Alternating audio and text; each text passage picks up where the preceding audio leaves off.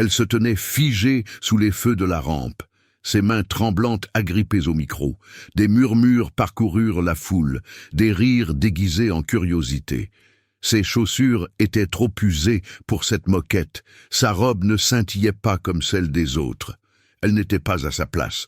Tout le monde s'attendait à ce qu'elle perde ses moyens, qu'elle se recroqueville. Mais alors, elle ferma les yeux, et il se produisit quelque chose que personne dans cette salle n'oublierait jamais. Léa Dubois n'aurait jamais dû se trouver sur cette scène. Elle ne faisait pas partie du programme, ne portait pas la robe adéquate et n'était certainement l'idée que quiconque se faisait d'un final grandiose. Elle était là pour aider en coulisses, discrète, invisible, facile à oublier. Mais lorsque l'élève préféré du proviseur perdit sa voix quelques minutes avant le clou du spectacle, M. Moreau se retourna et désigna Léa. Non pas parce qu'il croyait en elle, mais parce qu'il pensait qu'elle échouerait. Il appela cela une chance, mais tout le monde savait ce que c'était réellement, une épreuve qu'elle n'était pas censée réussir. Et pourtant, Léa monta sur cette scène. Non par assurance, mais parce que quelque chose en elle refusait de se taire plus longtemps. C'est l'histoire de comment une fille oubliée devint inoubliable, de comment une simple voix, tremblante, hésitante et pure, força une salle entière à écouter. Mais à cet instant, Léa n'avait aucune idée de ce qui allait se passer. Léa Dubois avait appris à se faire toute petite. Pas en taille, bien qu'elle fût menue pour son âge, mais en présence. Elle se déplaçait sans bruit dans les couloirs du lycée Bellefeuille, gardant les yeux baissés et la voix encore plus basse. Ses chaussures crissaient sur les parquets cirés et chaque fois elle tressaillait, comme si elle s'excusait d'occuper de l'espace. Elle avait 10 ans, mais ses yeux portèrent le poids de quelqu'un qui avait trop vu, trop tôt. Ses parents étaient morts dans un accident de voiture quand elle en avait 3. Depuis, elle vivait avec sa grand-tante, tante Geneviève, dans un 2 pièces au-dessus d'une laverie automatique à Belleville, un quartier populaire de Paris. Tante Geneviève était stricte, messe tous les dimanches, corvée tous les samedis, mais elle aimait Léa farouchement et ne manquait jamais de le lui rappeler. Ce que Léa aimait le plus au monde, c'était la musique. Pas les tubes de TikTok ou les chansons pop tape à l'œil. Elle écoutait de vieux disques, Nina, Mahalia, Aretha, des chansons que sa grand-tante passait en repassant, des chansons empreintes de douleur et de puissance. Mais Léa ne chantait que lorsque personne n'écoutait. Elle fredonnait à voix basse en pliant le linge, murmurait des paroles en attendant le bus. La nuit, quand le monde devenait silencieux, elle chantait doucement dans son oreiller, comme un secret que seules les étoiles pouvaient entendre. À l'école, elle était l'une des 5 boursières. Tout le monde le savait. Non pas parce que cela avait été annoncé, mais parce que tout en elle indiquait qu'elle ne cadrait pas. Son sac à dos était d'occasion. Son déjeuner était emballé dans des sacs de course réutilisés. Elle était polie, ponctuelle et invisible. Parfois, les autres filles riaient trop fort quand elle passait. Parfois, les professeurs louaient son travail, mais ne l'interrogeaient jamais en classe. Une fois, pendant le cours d'éducation musicale, elle mentionna Billie Holiday comme sa chanteuse préférée, et un garçon au fond demanda si c'était sa grand-mère. La classe rit. Elle ne répondit plus jamais à une question dans ce cours. Au lycée Bellefeuille, Léa avait une place. Ce n'était pas au premier rang, ce n'était pas sur scène, c'était à l'arrière-plan, là où les lumières n'atteignaient pas. Mais c'était avant la soirée du gala d'hiver, avant qu'on ne lui mette un micro entre les mains, avant que tout le lycée ne cesse de prétendre qu'elle n'était pas là.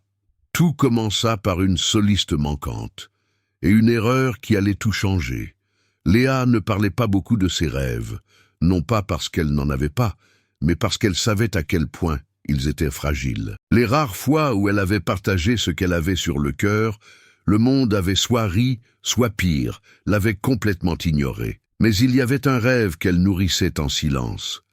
Chanter devant des gens, pas pour la gloire, pas pour les applaudissements, mais parce qu'au fond d'elle, elle voulait que quelqu'un ressente ce qu'elle ressentait quand elle chantait. Elle voulait compter, ne serait-ce que pour quelques minutes. Sa grand-tante le savait. Tante Geneviève s'arrêtait parfois au milieu d'un point de couture pour dire « Un jour, ma petite, cette voix que tu apporteras plus loin que tu n'as jamais marché. » Léa souriait timidement, mais n'y croyait jamais vraiment.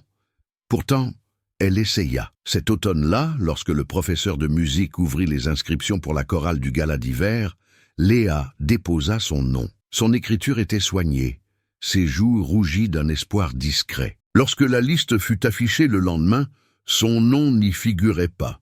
Elle attendit après le cours pour demander, gentiment, s'il y avait eu une erreur.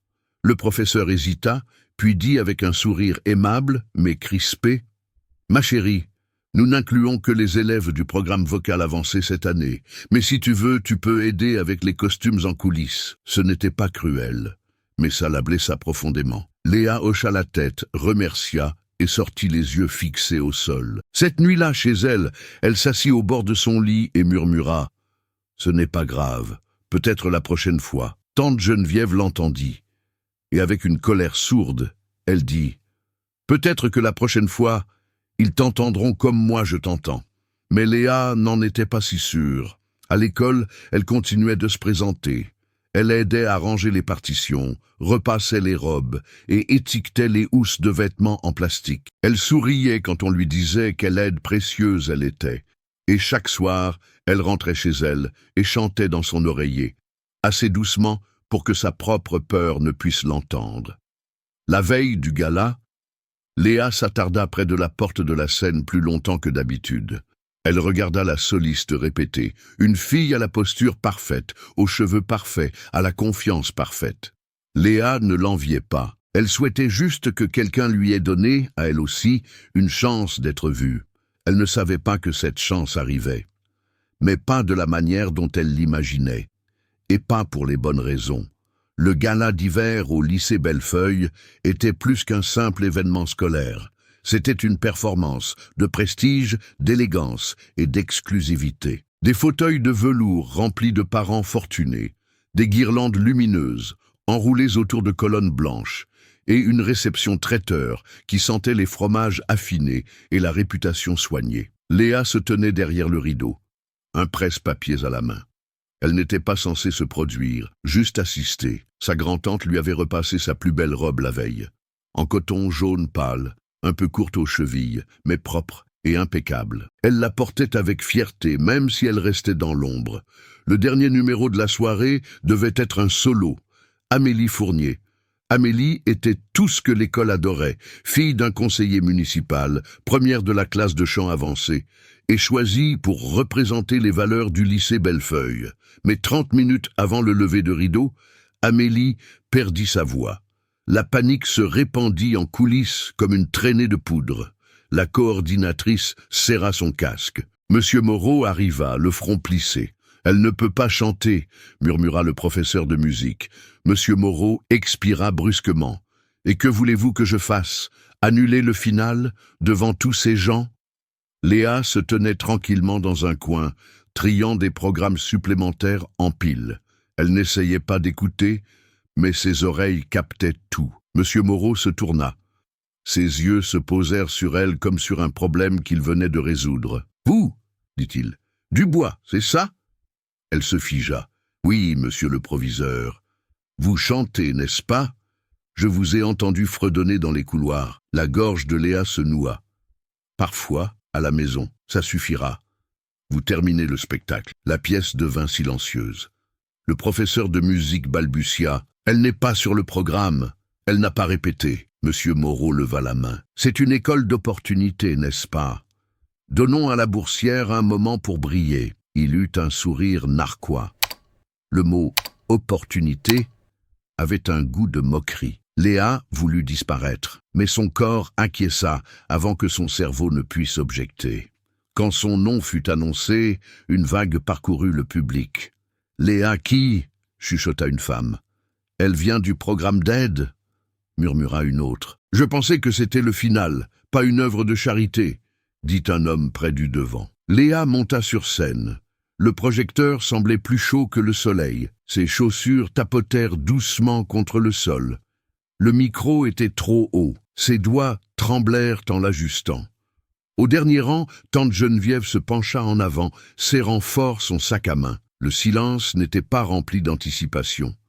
Il était chargé de doute, de dédain. Léa le sentait jusqu'aux os. Elle ferma les yeux et tenta de respirer, mais l'air était épais de jugement. Elle se souvint du sourire du professeur de musique quand il avait dit « Tu peux aider en coulisses ». Elle se souvint du garçon qui s'était moqué d'elle parce qu'elle aimait le jazz. Elle se souvint à quel point tante Geneviève travaillait dur, juste pour la faire entrer dans cette école. Elle voulut s'enfuir, elle voulut pleurer, elle voulut se réveiller. Mais par-dessus tout, elle ne voulait pas décevoir sa grand-tante. Et quelque part, au fond de son esprit, un souvenir discret refit surface. Une nuit, des semaines auparavant, elle fredonnait à l'évier en séchant la vaisselle. Tante Geneviève s'était retournée, lui avait posé une main sur l'épaule et avait dit « Même si le monde ne veut pas t'entendre, toi, chante, ma petite. Parce que ce n'est pas le monde qui décide si ta voix compte. C'est toi. » Alors, Léa resta là, les mains tremblantes, le cœur battant, et elle chanta. La première note s'échappa à peine de ses lèvres. Elle était douce, presque un murmure. Une simple ligne fragile flottant dans une pièce qui ne s'attendait à rien ressentir. La voix de Léa vacilla, juste assez pour trahir sa peur, mais elle continua. C'était une chanson que tante Geneviève chantait les dimanches matins, en préparant la semoule et en fredonnant au rythme de la radio. Une berceuse d'espoir d'un temps que la plupart des gens dans cette salle n'avaient jamais pris la peine de se remémorer. Les paroles parlaient de mains gercées et de prières silencieuses, de force cachée dans le silence.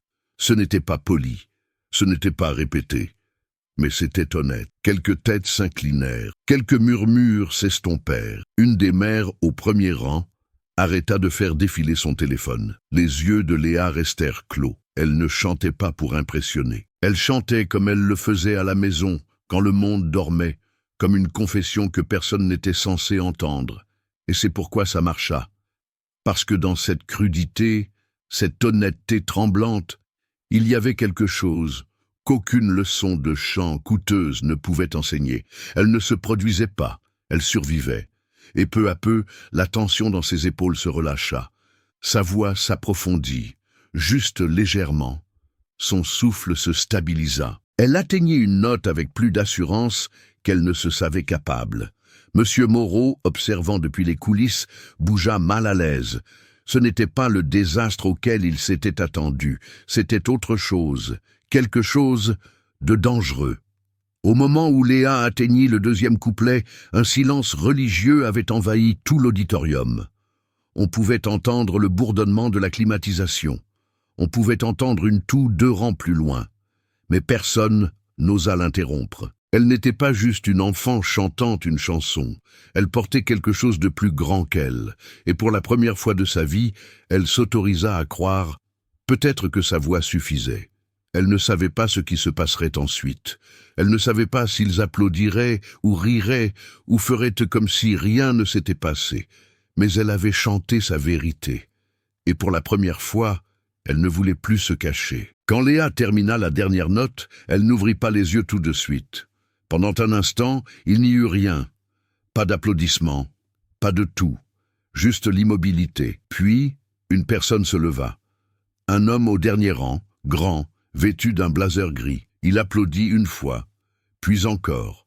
D'autres suivirent. Les applaudissements n'étaient pas déchaînés.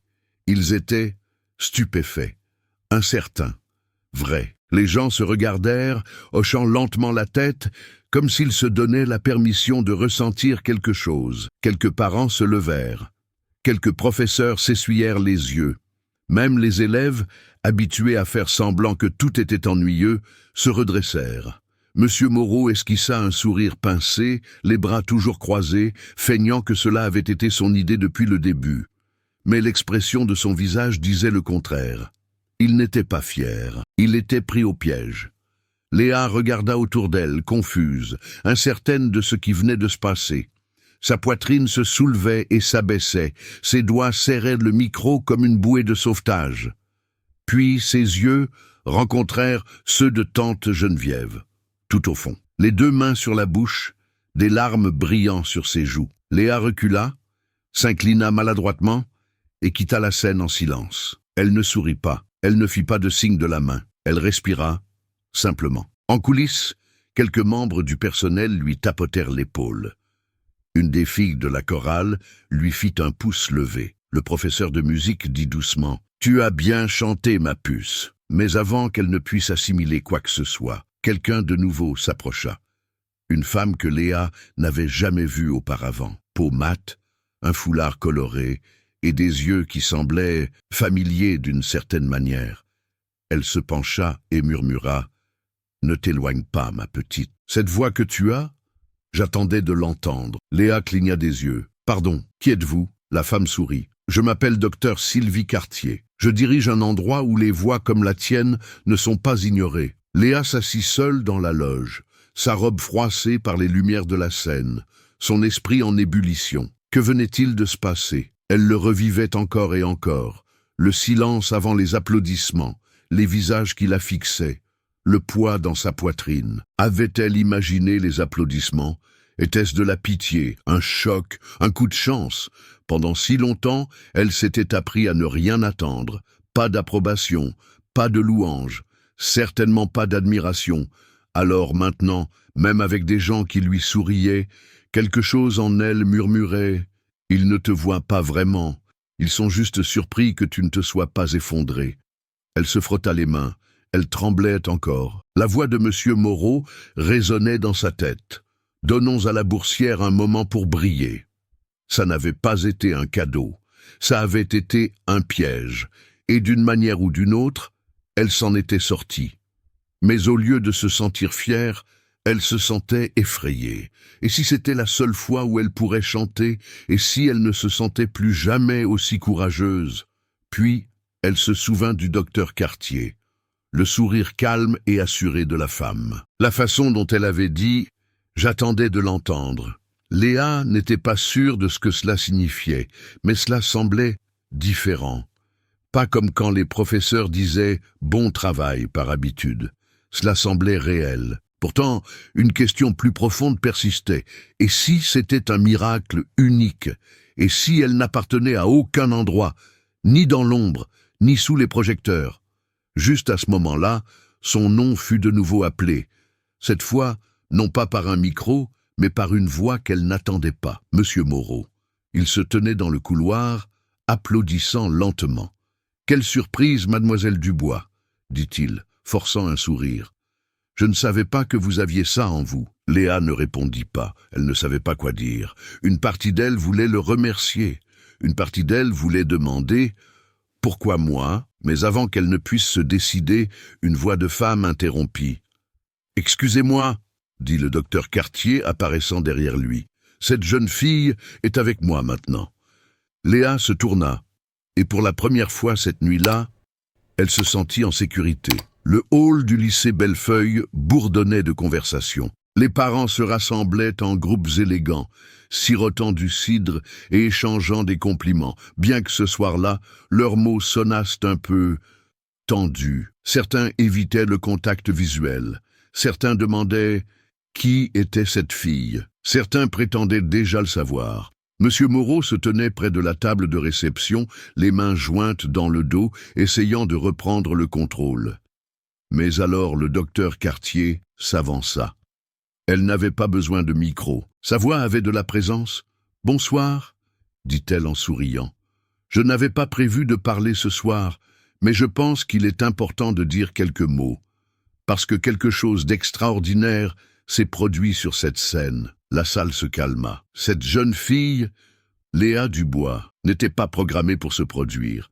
Elle n'a pas été formée par le programme vocal de cette école. Elle ne venait pas d'une longue lignée de donateurs ou d'anciens élèves. Mais elle s'est levée, non préparée, non soutenue, et a tout de même livré quelque chose d'honnête et d'inoubliable. Monsieur Moreau s'agita. « Bien sûr, nous sommes fiers de tous nos élèves, » commença-t-il. Le docteur Cartier se tourna vers lui doucement, mais fermement. « Avec tout le respect que je vous dois, monsieur, je pense que nous savons tous les deux qu'elle n'était pas censée réussir ce soir. On lui a offert les projecteurs, non pas comme un cadeau, mais comme un pari. » Des murmures parcoururent la foule. « Mais voilà la beauté de la chose, » continua le docteur Cartier. « Parfois, ce qui est censé vous briser devient la chose même qui vous montre qui vous êtes. » Elle se tourna de nouveau vers le public. « Je dirige une fondation pour jeunes artistes vocaux, en particulier ceux qui ont été négligés. Et je suis ici pour dire, publiquement, que Léa Dubois y a sa place. Une bourse complète, des cours particuliers, un mentorat. Non par pitié, mais grâce à sa puissance. Il y eut une pause, puis des applaudissements, pas polis, mais réels. Léa se tenait près du fond, les joues brûlantes, les doigts serrés. Elle n'avait jamais été le centre de quoi que ce soit auparavant. Monsieur Moreau s'approcha d'elle ensuite, essayant de se rattraper. « Bravo, Léa !» dit-il. « Vous nous avez vraiment surpris. » Elle leva les yeux vers lui. Et pour la première fois, ne se recroquevilla pas. « Je n'ai pas chanté pour vous, » dit-elle doucement. Puis elle se tourna vers tante Geneviève qui venait d'entrer, le visage rayonnant de fierté. Elles deux s'étreignirent, là, devant tout le monde, sans honte, sans peur, juste de l'amour. Alors que la salle recommençait à bouger, que les conversations reprenaient, le docteur Cartier s'approcha. « Prête ?» demanda-t-elle. Léa hésita, non pas parce qu'elle avait peur, mais parce qu'elle choisissait. Puis elle hocha la tête. « Je suis prête. » Et ainsi, une fille qui avait été poussée au bord de la Seine entra dans son avenir, la tête haute. Les semaines suivantes furent comme une nouvelle saison dans la vie de Léa. Elle fréquentait toujours le lycée Bellefeuille chaque matin, passant devant les mêmes parquets brillants, les mêmes uniformes impeccables, les mêmes regards curieux. Mais quelque chose était différent. Elle était différente. Elle ne marchait plus les yeux baissés. Elle ne se recroquevillait plus quand on l'appelait. Elle ne s'excusait plus d'occuper de l'espace. Chaque après-midi, elle traversait la ville pour se rendre à la fondation Éclat de Voix, où le docteur Cartier l'accueillait non pas comme un projet, mais comme une artiste. Là, personne ne chuchotait sur ses origines. Personne ne demandait qui étaient ses parents. Elle n'était pas la boursière. Elle était Léa. Juste Léa. Lors d'un de ses premiers cours, son nouveau professeur de chant lui tendit une feuille de parole et dit « Tu n'as pas à ressembler à quelqu'un d'autre. Dis juste la vérité avec ta voix. » Et Léa le fit. Chanson après chanson, elle abandonna l'idée qu'elle devait être petite pour être acceptée. Elle commença à croire que peut-être sa voix n'était pas un accident. Peut-être était-ce la chose même qu'elle était censée apporter au monde. Pour la première fois de sa vie, elle se sentit vue non pas malgré qui elle était, mais grâce à cela. Elle ne devint pas célèbre du jour au lendemain. Il n'y eut pas de vidéo virale, pas de gros titres. Mais pour Léa Dubois, la fille qui chantait autrefois dans son oreiller pour que personne ne l'entende, c'était plus que suffisant. Parce que parfois, les histoires les plus puissantes ne viennent pas de la scène la plus bruyante. Elles viennent d'un enfant qui ose parler, dans une pièce qui n'a jamais été censée l'entendre. Peut-être l'avez-vous ressenti aussi. Ce moment où la pièce devient silencieuse, non pas parce qu'on vous écoute, mais parce qu'ils remarquent enfin que vous étiez là depuis le début. Peut-être que votre histoire n'a pas encore été racontée. Peut-être que votre voix tremble encore en privé. Mais croyez ceci, le silence ne signifie pas que vous êtes invisible. Et être sous-estimé ne vous rend pas moins important. Alors dites-moi, avez-vous déjà eu à prouver votre valeur juste pour être admis dans la pièce? Partagez votre histoire dans les commentaires. Quelqu'un là-bas pourrait avoir besoin de l'entendre ce soir. Et si cette histoire vous a touché, laissez un j'aime. Et si vous croyez aux secondes chances, aux petites voix qui s'élèvent, aux vérités qui ne peuvent être ignorées, abonnez-vous à la chaîne. Nous ne faisons que commencer. Et certaines des voix les plus puissantes, elles attendent encore d'être entendues.